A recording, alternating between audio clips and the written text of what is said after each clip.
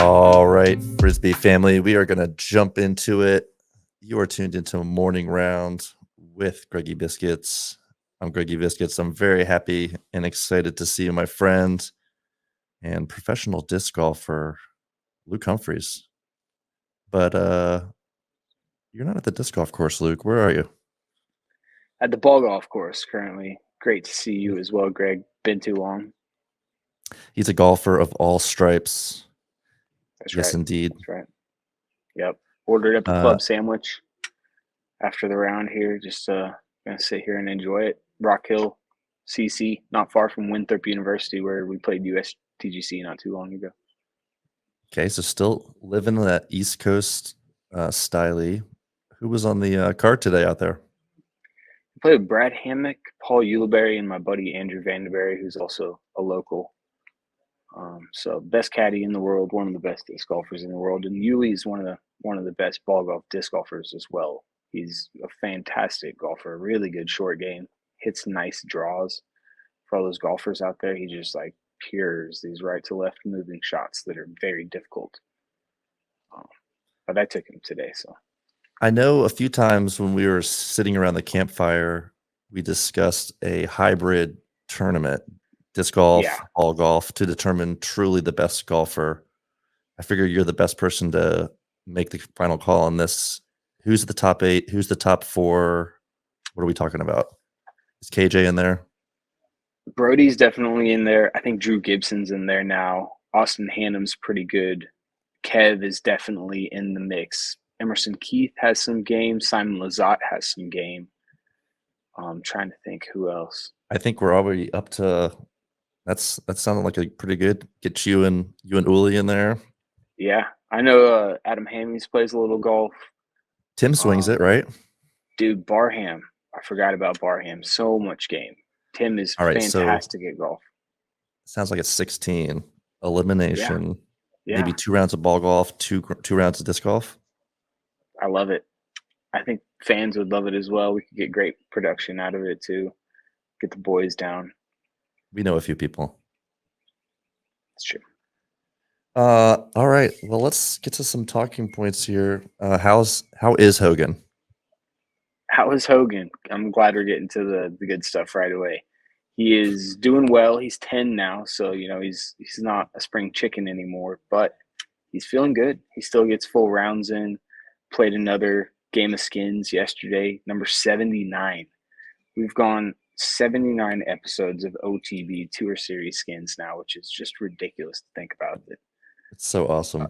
A little COVID dream, something that popped up just out of necessity almost, turned into a series that people everywhere enjoy, and glad OTB has been a part of it the whole time. It's awesome that this partnership is, continuing. We're very proud to be a part of Tour Skins for sure. Yeah. That was from Nevin. Where did you end up getting that round in?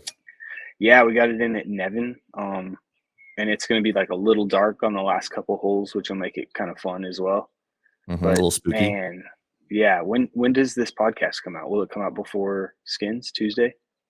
I think, yeah, we're going to be able to get that turned around. Hopefully we'll be putting it out. Okay. So no spoilers. No spoilers from my side, but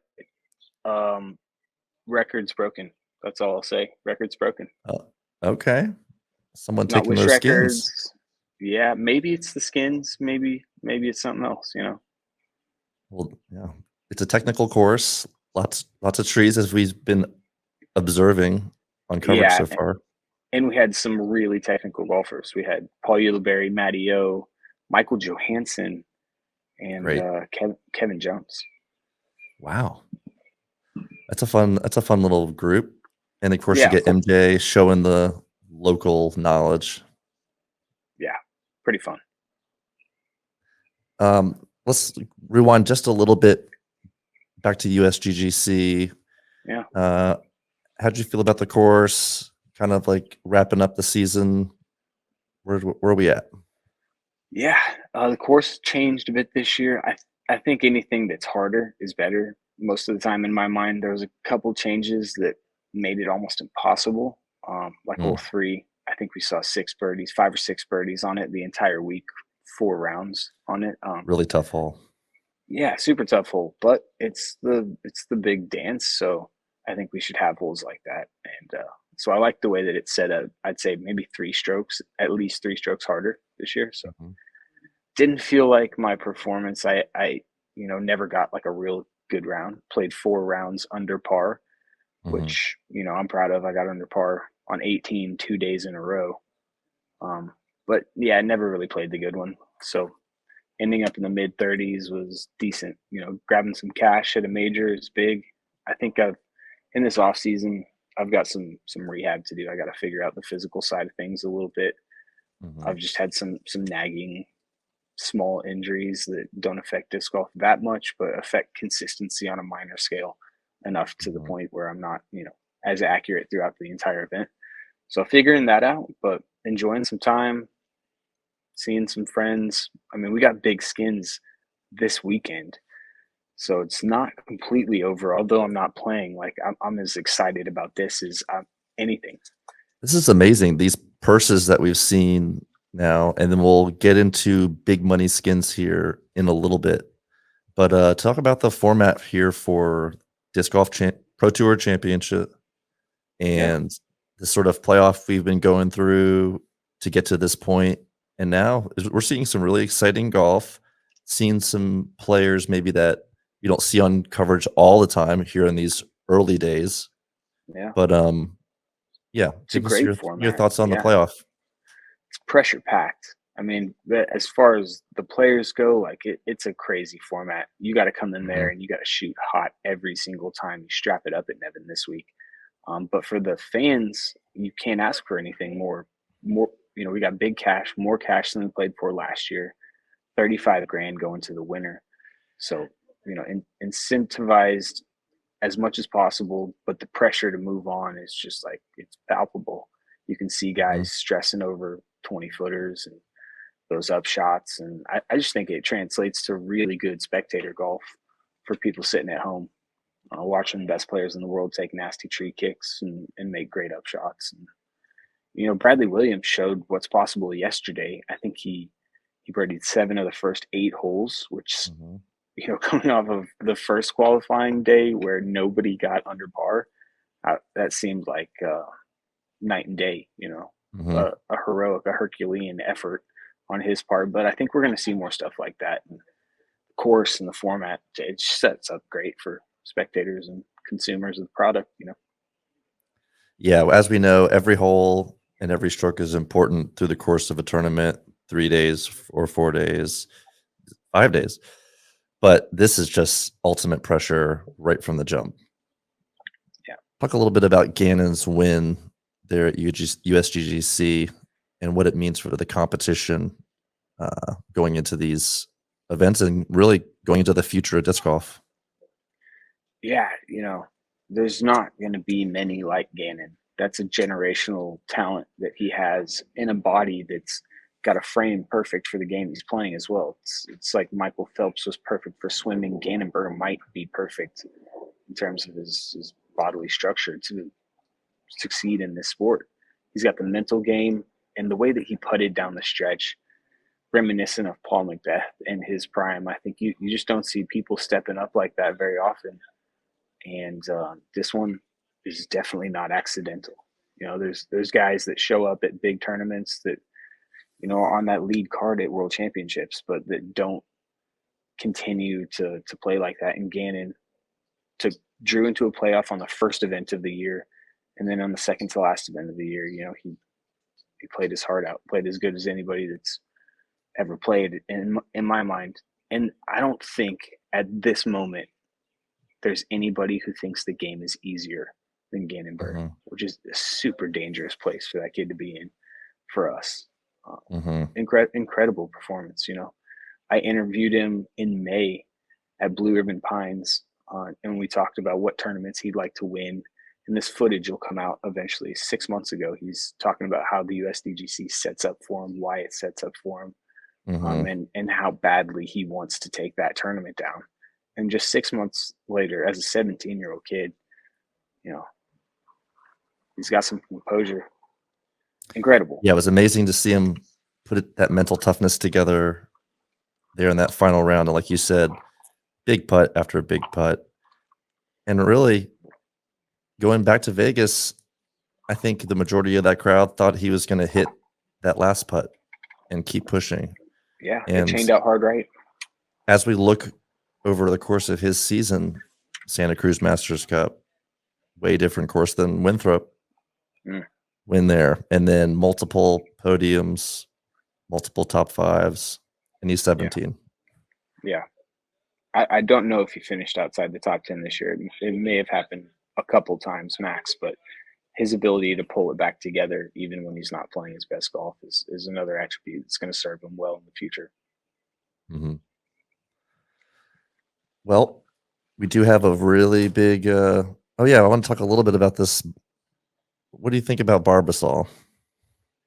Barbasol is fantastic, man. I think that there's so many people, companies, organizations that'll get down into disc golf. We just got to reach out to them and explain to them and show them the numbers at the end of the day. Like, it's a floodgate is about to break on all of this stuff, in my opinion. It's no longer going to be just like the trinkets of disc golf that are advertising. It's going to be actual companies like Barbasol that have been doing it for a long time and that see a value in bringing their products to our market, and good on them. Barbasol's the first of many. Yeah, I think that was a great collaboration. I think possibly there's potential, for you and Barbasol. Think about the whole shaving thing. Yeah, like I could honestly use a little touch up myself, but I feel like there's some sort of Hogan, Luke combo sponsorship. I don't know. We can talk to those shaving people. Yeah, we'll talk later about it. But the important thing is, like you said, the corporate world is paying attention. Sponsorships. Someone's going to jump on this, and it's going to be very fruitful. But let's talk about the biggest purse in disc golf history. Let's. Amazing. Breaking Big Money records Skins next weekend, man. Yeah. Next weekend. Tell me about what Philip Samuels has created there at Eagles Crossing and what this means again in the progression of amplifying and getting disc golf out to more people. Yeah, Philip Samuels, special guy, and we're so lucky to have him in disc golf. First of all, want to thank him for his time, effort, the money that he's thrown down to create a venue worthy of high level disc golf. It is the elitist. It is the best course in the world. There's no other way to say it. He's made something unique. He's factored in spectators. You either have to have spectators or you have a wooded course previously in disc golf. There has not been one that could do both. And Philip Samuels created one that could. In addition to Dave McCormick, course designer, I think between those two, they figured out how to make a 700-foot hallway that's wooded, able to be viewed by hundreds of people, just a little bit higher than the fairway in an area that a disc isn't going to be able to go to. And so they can watch the entire hole up close and personal in a wooded environment. And so that makes it very unique, in addition to just feeling grandiose. Like it's just the rocks, the statues, the holes, the fairway, just like the markers that line the fairways. There's so many of them. It feels like Fox Run meets Iowa, a little bit. It's the best of every good course out there. It's rolling amazing, hills, mature trees, water carries. Yeah. Really impressive infrastructure. And I'm sure since we were there, what was that, back in May? They've only been changing the whole time. He drained the pond and rebuilt it since then. Oh, wow. So, yeah, people definitely tune in for Big Money Skins. You can get to it through GKPRO. Yeah, bigmoneyskins.com as well. We got somebody's going to win $50,000, $50,000 for one tournament of disc golf. That's awesome. Yeah. We're almost there, man. For sure. So people will be excited to see the course again. it'll be exciting to be back in the Midwest. The year's almost over here. I'll just miss Big Money Skins, but I will be out at the NADGT. Oh yeah. So that should be interesting. We'll see Austin popping off, 1,000 amateur players. It'll be great to see that growth. Can you talk a little bit about the regional diversity of disc golf and how important it is to have these strong clubs almost everywhere you go, at least in the States, and then contrast that a little bit with what you saw in Europe this year? Yeah.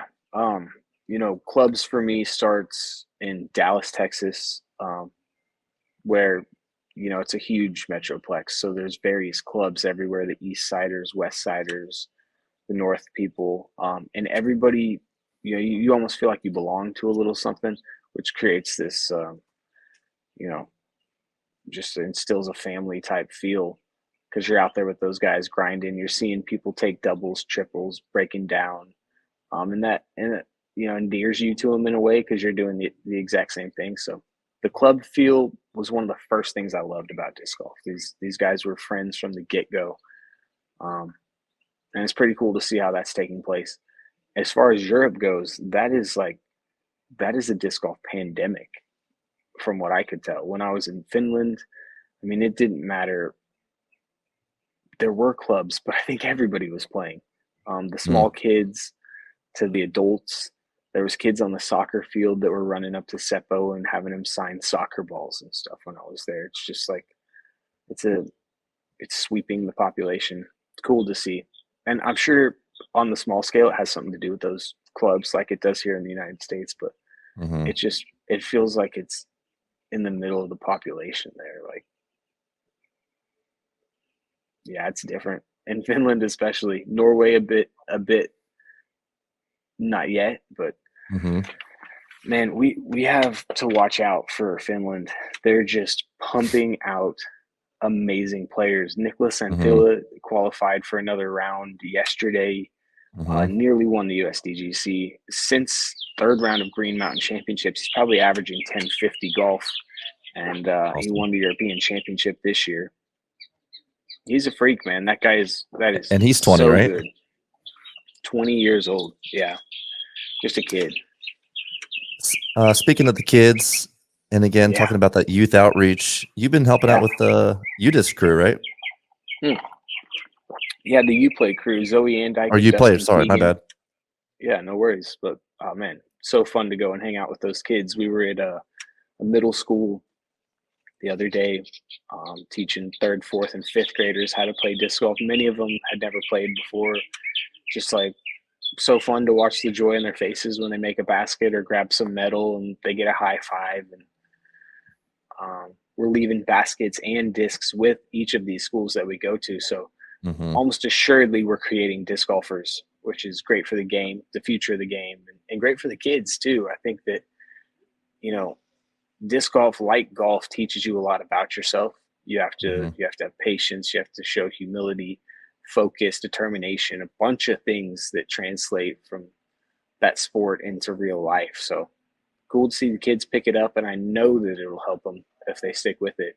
We might be seeing some of them on tour. It'd be so cool to hear some kid say that the uPlay event came to his school and he learned how to play there. And because of Zoe Endyke and her vision, he's now on tour. It'd be crazy. I mean, just this year, I know they've had instructional trips in Alaska, all over the States, and then they did a session up there in PEI as well. Yep. So really cool. It's amazing what they're doing. And then with Paul and his Paul Macbeth's foundation, look at them putting these courses, all these places where courses didn't exist. Yep. I think it's going to be great for the overall growth of the sport. Yeah, incredible, man. It'll just become more international each year. Who's a player that was kind of off your radar this year, but at the end of the season, we got to pay attention to going into next year? European or you know, American. What you got? I was super impressed with Gavin Babcock, actually. 3 top 12s in the 3 majors played here in the United States, playing his best golf in the biggest moments. He's got a great step putt. He's forehand, backhand friendly, and I don't know, man. I see that guy doing some things. If you've got the cojones to hang in there when it matters the most in those biggest events, who knows what his ceiling is? He's a big, strong guy, so he'll stay physical And he throughout puts the in the years. work. I mean, Yeah, he he's does put in the again work. being privileged enough to be out on the road this year. I got to observe a lot of the pros, a lot of practice routines, schedules, and he was a guy who definitely putting in the work Yeah. late in the day on the putting green. Mm-hmm. So shout out Gavin Babcock. Well, Yeah. Iowa disc golf. Yeah, no doubt. I was pumping out disc golfers at this point. Gannon, Gavin, I don't know. He also was few others. man enough to take that to break the seal on the ace, skins ace spot. Yeah. It Now takes it's a just man to do hemorrhaging. that, man. It's hemorrhaging now. We're almost back to 3,000. Actually, we've made it back. We were so low for a little while between Gavin and then Cole, and then Gannon. Yeah, pow pow pow. That happened quick. Exactly. Once you pulled the Band-Aid off, it was on. Yeah. So what's your off season look like? You're gonna rehab. Any trips? Anything fun? Yes, there will be trips. I'm figuring that out as we speak. I'm also figuring out what next year's transportation is going to look like. I've been doing the van thing. Mm-hmm. I've had this specific van for like 3 years. Time for the upgrade. I guess I was in the RV before that. Yeah, so looking at maybe a fifth wheel or something, trying to figure that out. That's number one concern, seeing if I can, get some value for my van in a sale. But then I got to snowboard a little bit. I have to, or I won't just. I don't know. I got to get some stuff out of my system on the slopes. I feel like you got to get Dr. it Smooth bubbles up out there on the slopes. Yeah, for sure. Get with Kale a little bit and snowboard. That's one of our favorite things to do in the off season. But see family, take some time from disc golf. Get the body healthy and plan for next year. 2023 is going to be huge. Disc golf it's doing this, man. It's headed up. Mm-hmm. And if you're not planning for the next few years, you're already falling behind. So looking back, seeing what we've done this year, trying to package it up and see what could work in the years to come. That's awesome. Yeah, we're excited about the growth. We're excited about our Team OTB family. Yeah. Love seeing Tour Skins continue to grow. So we're here along for the ride. One thing we've been doing this week is we've been doing 100 disc giveaway, OTB 100 disc. Boom. Let's show off this beautiful A3. Yeah, I mean, come on. Give them the profile on it too. Get a little bit of that. Ooh, that's good. Little dummy. Mostly flat, but mostly flat. It feels good in the hand. I'm gonna have to give it to someone though. We're gonna do that on the Facebook, so we'll put some links to give that away. We'll post about this on the socials. Good looking out. Luke, thanks for chatting, man. Hey, thanks for having me, Greg. Miss you, bro. You got absolutely missed the whole GK crew, but it's a special energy out there on the road. Definitely been experiencing that hangover. Any tips for tour hangover? Man, figure out a way to get back, I guess. I'm driving to Texas next week. I'm not sure if that was the right prescription, but So also shout out those Dallas clubs, Texas Chainwreck, and Tree Love Boys. Keep your eyes peeled for doubles with OTB and Tree Love. November 1st. Right on. We're in the process of locking that in. Don't forget about those Carrollton boys either. Steve-O and Bradley kill it in that area as well. There's Luke Robinson at Ideal Discs in Haltom City too, man. Such a good community in DFW. Shout out to Very all cool to those see. I mean, disc golf needs the local clubs doing the work, getting out there for weeklies, getting discs It's into the youth's hands. Yeah, grassroots sport at this point, and we're headed to the moon. You Let's heard go. it here. Yep. All right, Mr. Points. Good stuff, Greg. I'll enjoyed it, brother. Side. Sounds Absolutely. good, man. Hey, happy Purple Friday. Hey, happy Purple Friday. OTB for life. Bye, Luke. All right, and that's all we have for Morning Round with Greggy Biscuits. Shout out to uPlay.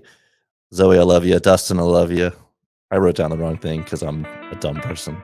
But we'll be back with more Morning Round in the off season, more pods, more giveaways, more Cavs coffee. We're doing it. It's OTB. Happy Purple Friday.